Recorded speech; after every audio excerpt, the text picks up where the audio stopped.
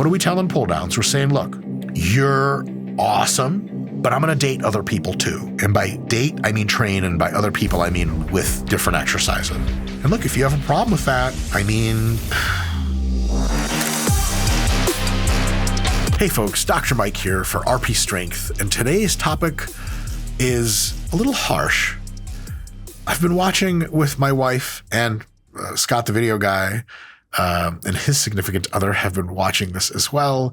Some like shows on Netflix where it's like Making the Band, and people need to be told real like just stuff that's difficult to hear when you have hopes and aspirations like you don't have a ton of talent for this level.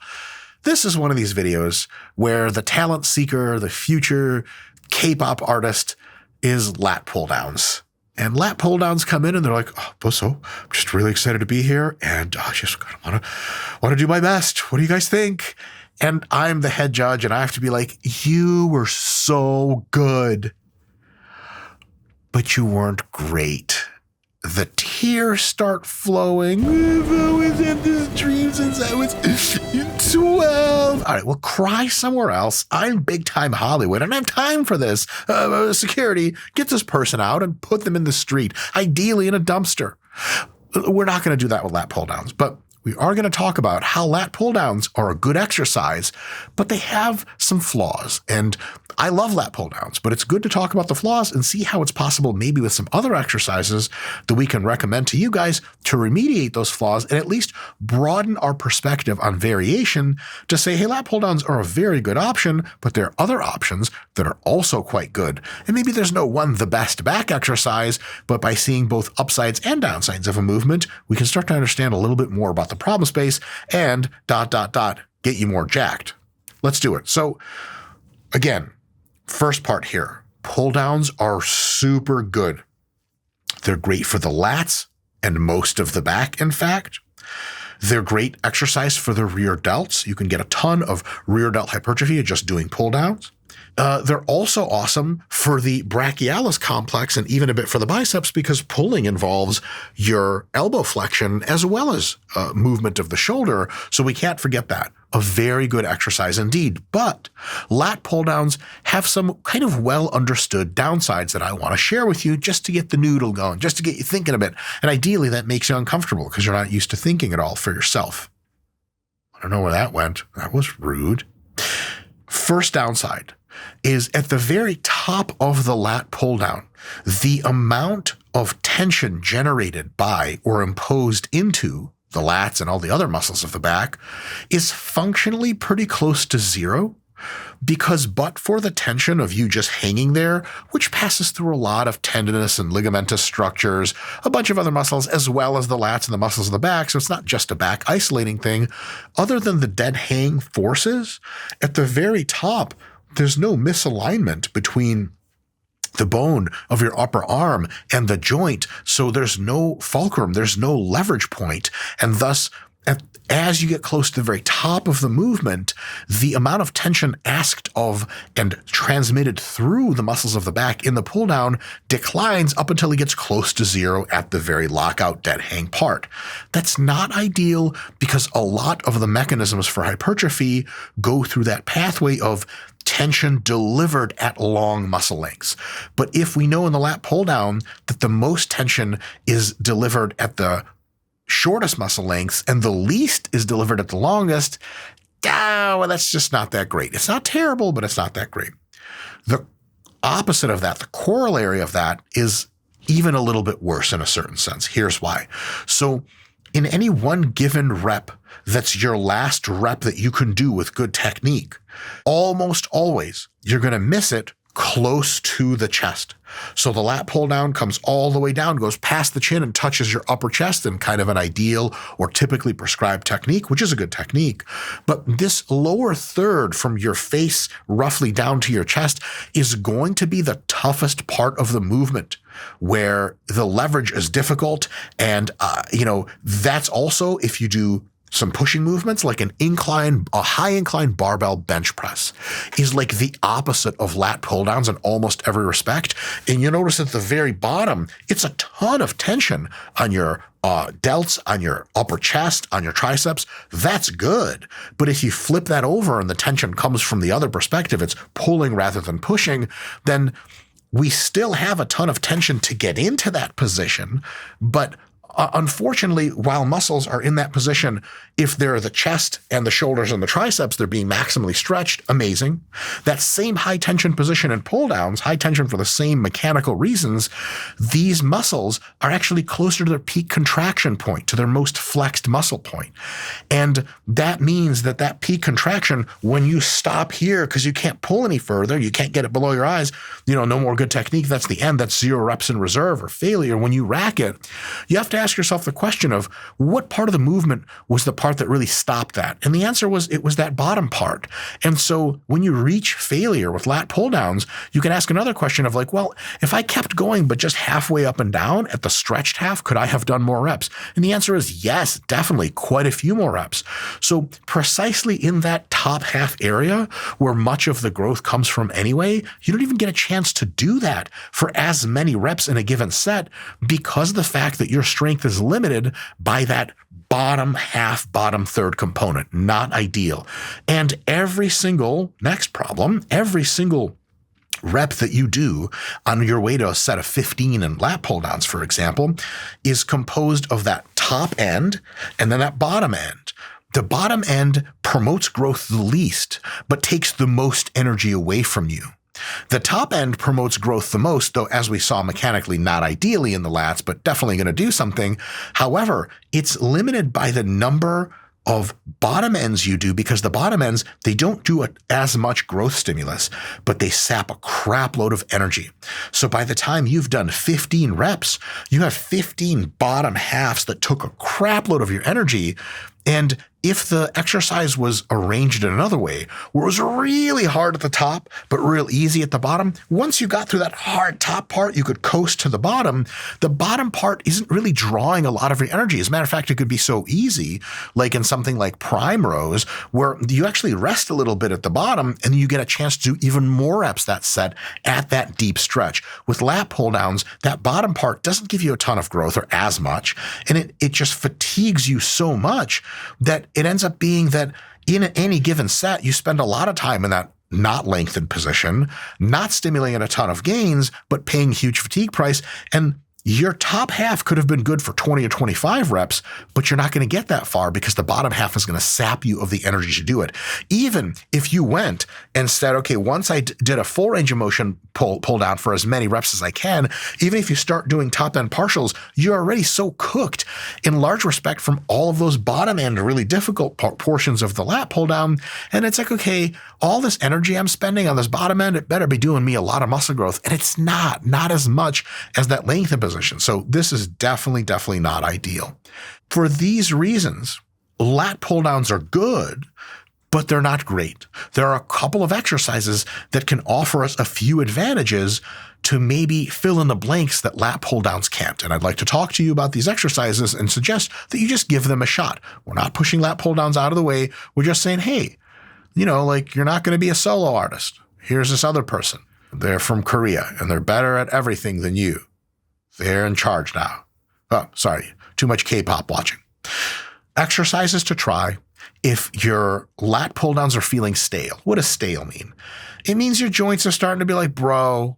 It means you're not excited about the exercise. It means it takes you more sets to get pumped and more sets to get sore than usual. And your strength on the exercise is kind of peaked and isn't going up anymore. You're just kind of like, oh, I need a break. Like every relationship after several weeks, depending on who you are, several decades. A potential exercise to replace lat pull downs with in your program for some time is called the lat prayer, otherwise known as the straight arm lat pull down. This is the one where you back up away from the cable stack, you lean over almost or very close to 90 degrees, or parallel to the ground, and then you essentially do the movement there, or it looks like praying, where you go all the way to a big stretch and bring your hands all the way down. These done properly are never limited by your peak contraction because the part where you touching your thighs is the easiest part of the movement. And the part at which your lat is maximally stretched now has two advantages. Not only is it now the hardest part of the movement, which is awesome. Hard part of the movement is the longest muscle lengths. We are already winning. But also the amount of tension that is imposed on the lats at that position is really, really gnarly. I mean, if you lean over and push your chest down to where your whole torso is roughly perpendicular to the cable stack, you're actually putting in maximum theoretical forces directly to the lats and the muscles of your back that pull your arm down at the most stretched possible position. I mean, it's tough to make up an exercise biomechanically alone that's better than that. You can alter the lat pull down straight arm, or AKA the lat prayer, in a way that makes it less than ideal. Some people, what they do is as they bring the bar down, they're going to kind of have sex with the bar. On the way up, they hip into it. That does let them feel a pretty good peak contraction for the back at the bottom, get the lats crunched. That might have some value, though probably not a ton. Most people should only be coming up as much as lets the cable not hit your face. Yes, almost everyone will have to hip in because if you just keep pulling, the cable's going to hit you right in the face or on the head, and that doesn't feel great. So what I would do is come up and bring your head up and chest up and torso up only as much at that bottom position, at the top position, as allows you to just gently touch your thighs. And then as soon as you've touched your thighs with the implement, you slowly go back up with your arms and lower your chest and lower your entire torso to put that nasty stretch on your lats. So unless you mess with the bar and go way too much of an upright torso position at the peak contraction, this exercise is excellent, excellent, excellent. And you don't lose any energy at the peak. It's all around really, really good stuff. Another great thing about this exercise is that the number of grips you have is only limited by your creativity and the kinds of grips you have at your gym. You can do parallel grip, you can do the rope grip, you can do close grip, you can do wide. Each one of these ends up being its own little mini exercise, so you can use lat prayers consistently almost year-round in your program, occasionally switching grips, seeing which one feels different, seeing which one feels better, and keep on going. A very related movement that's, again, biomechanically, probably in a strict sense better for the lats, is the pullover, which is really the same thing as the lat prayer, except with free weight. So you lie down on a bench typically, you take either a dumbbell or even an easy bar, and with almost or completely straight arms, you go all the way back and then come all the way up. The really, really awesome thing about pullovers is that they accomplish something similar to lat prayers as far as length and tension relationships. When you're at the bottom of a pullover and the upper arm and lower arm are almost parallel to the ground or very close, that's where you're putting in the most tension into your back muscles, but are also at the most lengthened position. Amazing. And then when you come up and then you bring the bar or the dumbbell completely overhead, and now your arms are perpendicular to the ground, the vector of gravity no longer is putting tension through your lats or muscles of the back. It's neutral. It's at zero. Your lats don't have to try. It's actually just your triceps still keeping the arm extended is the only thing active. That's an awesome thing. As the weight and as the exercise approaches less and less stretch of the lats, the amount of force imposition through gravity also declines, which is great. That's another way of saying that this exercise is almost ideally stretch biased. Not only does it put the lats and the back muscles into a really hyper stretch position, it also imposes the highest forces there. And not only that, but it imposes very low forces in the contracted position. So that contracted position doesn't have to sap a ton of energy away from you like it would in pull downs and a couple of other exercises. So pullovers are amazing. They're a little wacky on your joints sometimes if you're not super flexible in the shoulder, so ease into it. You can use easy bars, you can use dumbbells, you can use a straight bar if you're a real baller. Either way you slice it, it's a very, very good exercise. Make sure to go slow on the way down, pause at the bottom for a second or two, and then don't rocket back up. Slowly control the ascent back up. It's a little bit of an interesting position for your joints. Nothing unsafe. You just have to be a little bit wise about it. So that's an excellent exercise to try to replace lat pull downs with. Another exercise that for me personally, I found does a really, really good job of being an exercise that steps in when lat pull downs come kind of stale and does a better job for a while is the pull up, just the regular body weight pull up or with weight added to it. To me, the pull down suffers from another problem I actually haven't mentioned yet, but it's a general problem suffered by, I think, pretty much all machines or most of them. It's the fact that probably the eccentric phase of contraction, that is when your muscles are lengthening under tension, is a little bit more growth promoting than the concentric when they're shortening. But almost all machines are designed in such a way that when you're doing the concentric phase, the weight of the implement and the frictional coefficient add up together, or not the coefficient, the frictional forces. The friction and the weight add up together. However, or friction and weight, big weight, little friction, but still meaningful. That means the concentric is tougher. However, on the way down, the friction actually helps you and it subtracts away from the eccentric forces, which end up being substantially smaller. That's actually flipping the mechanism on its head. We would want a situation in which the eccentric is really hard, but the concentric is easier.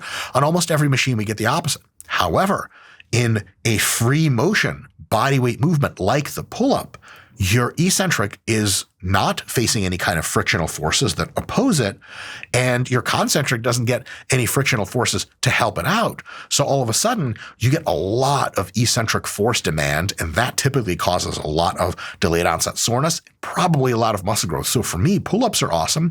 I like to pull out to the face or chin level, not all the way to the clavicles. It's a baller for street physique type of folks and parkour, etc. But aside from skill development for sport, maximum muscle growth is probably going to be achieved if you stop sort of around the head, eye, chin, forehead, wherever you like kind of level, not all the way to the chest. And as soon as I get there, I'm going to engage my lats and everything else and really control that eccentric, especially on the halfway down mark. So as soon as I'm halfway down, I'm really controlling that eccentric. Everything's getting super, super pulled apart.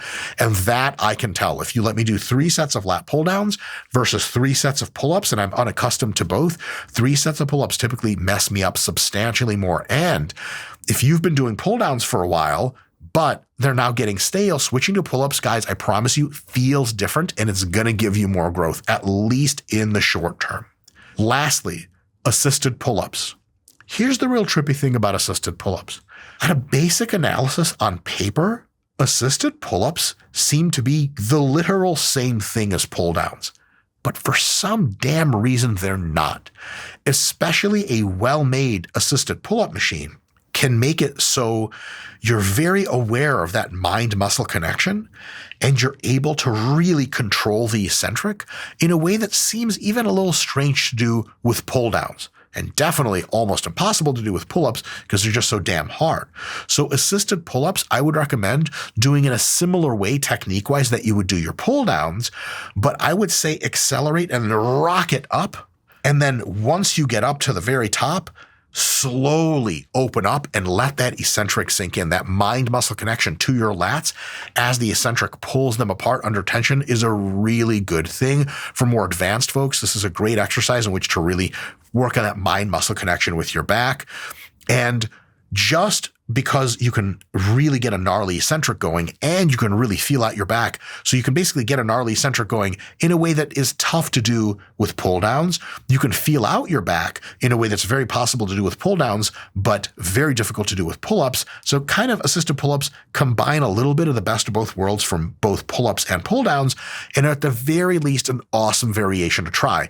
If you haven't done them before, do careful. They catch up to you quick. Say, oh, I do 4 sets of pull downs. You do 4 sets of assisted pull-ups on a decent machine and really control that eccentric, you're going to be like, holy crap, this is way bigger stimulus. Some of that's just because of variation. You haven't done it in a while. Some of that is, I think, because of the unique factors of that exercise. So definitely a great variation to try as far as exercise, in addition to lat prayers, in addition to pullovers, in addition to pull-ups, and now we have one more, assisted pull-ups. So pull downs were this not problem, but little situation where maybe they're not ideal all the time, but now we have multiple classes and types of exercises with which to delete the pull downs out of our program, replace with some of these other exercises, go for a few months on these exercises until they start getting stale.